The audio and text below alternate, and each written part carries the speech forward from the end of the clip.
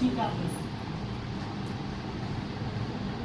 माननीय न्यायालय के समक्ष में अपने पक्ष को मजबूत बनाने के लिए अगले गवाह के रूप में अंजू शिक्षिका को बुलाने की जरूरत है।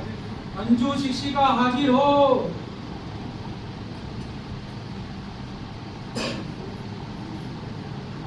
माननीय न्यायालय के समक्ष में अंजू शिक्षिका से कुछ प्रश्न पूछने की इजाजत है।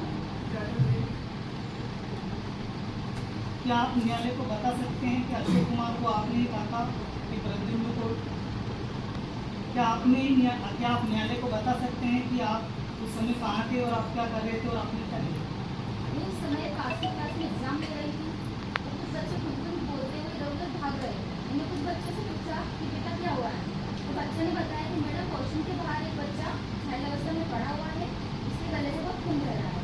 मैंने जाकर चेक किया तो वहाँ पे वाकई में एक छोटा बच्चा पड़ा हुआ था जिसके गले से बहुत खून बह रहा है। क्या आप न्यायालय को बता सकते हैं कि अशोक कुमार को आपने ही कहा था कि प्रद्युम्न को उठा और हॉस्पिटल ले जाओ?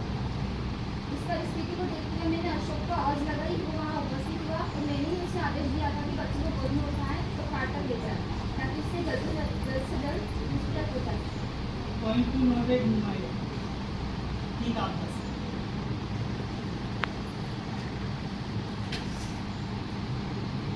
माननीय न्यायालय के समक्ष में अपने पक्ष को मजबूत बनाने के लिए सीबीआई ऑफिसर कोमल ढाबी को बुलाने की जरूरत है। सीबीआई जांच अधिकारी कोमल ढाबी हाजिर हो।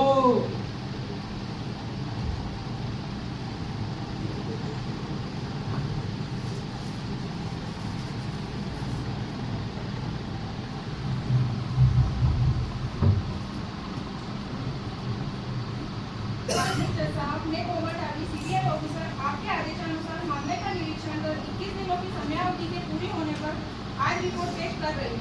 माय लॉर्ड, मैंने मेरी टीम के साथ मिलकर मामले की जांच की जिसमें कुछ तथ्य सामने आए।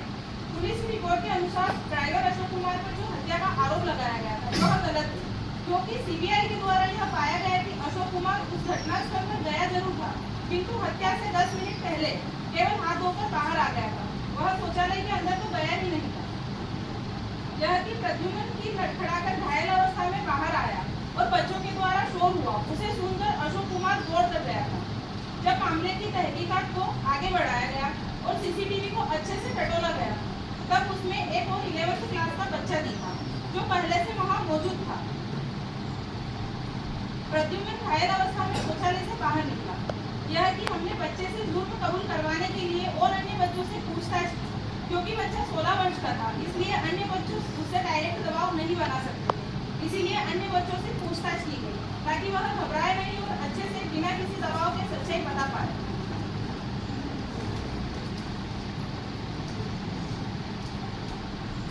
बच्चे ने उसके माता पिता, सीबीआई के ऑफिसर यानी कि मैं और एक जुवेनाइल ऑफिसर की मौजूदगी में हत्या को कबूल किया।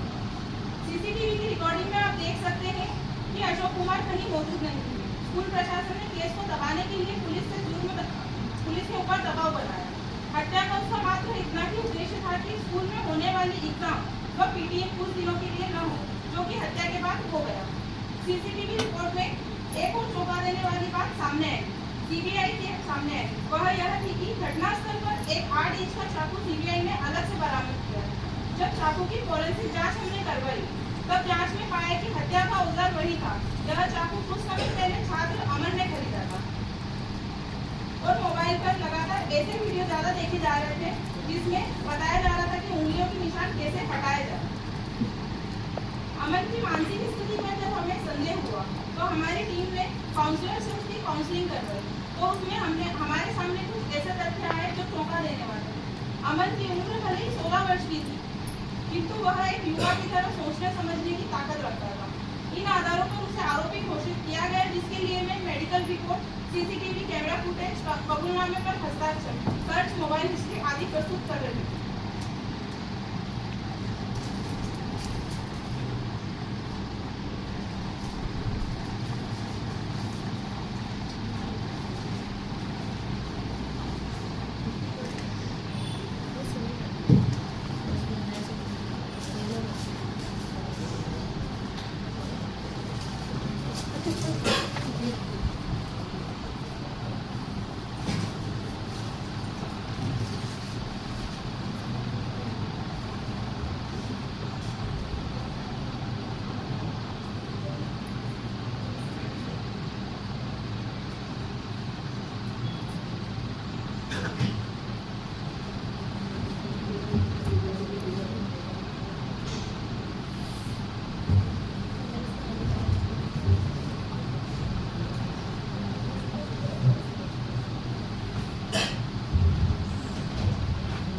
अधिवक्ता आयुष चौहान माननीय न्यायालय को अवगत कराना चाहता हूँ अशोक कुमार बेगुनाह है और उसे पुलिस द्वारा झूठा बताया गया है।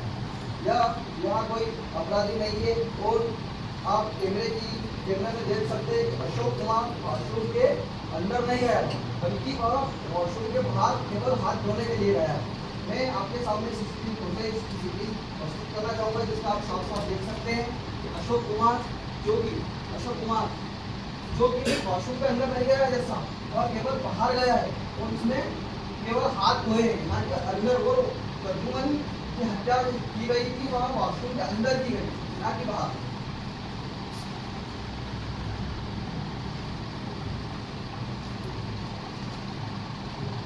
यह कि माननीय न्यायाधीश महोदय यह मामला सिर्फ एक बच्चे की हत्या का नहीं है, यह मामला उस निर्दोष व्यक्ति की जिंदगी का भी है जिसे कुछ घंटों के भीतर हत्या घोषित कर दिया गया केवल इसलिए क्योंकि वह कमजोर शिकार था जिसे आसानी से फंसाया जा सकता था। पुलिस द्वारा उसे आसानी से फंसाकर उसे झूठा जुर्म कबूल करवाया गया।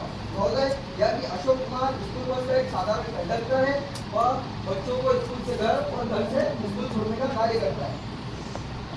महोदय स्कूल के एक मासूम छात्र की जब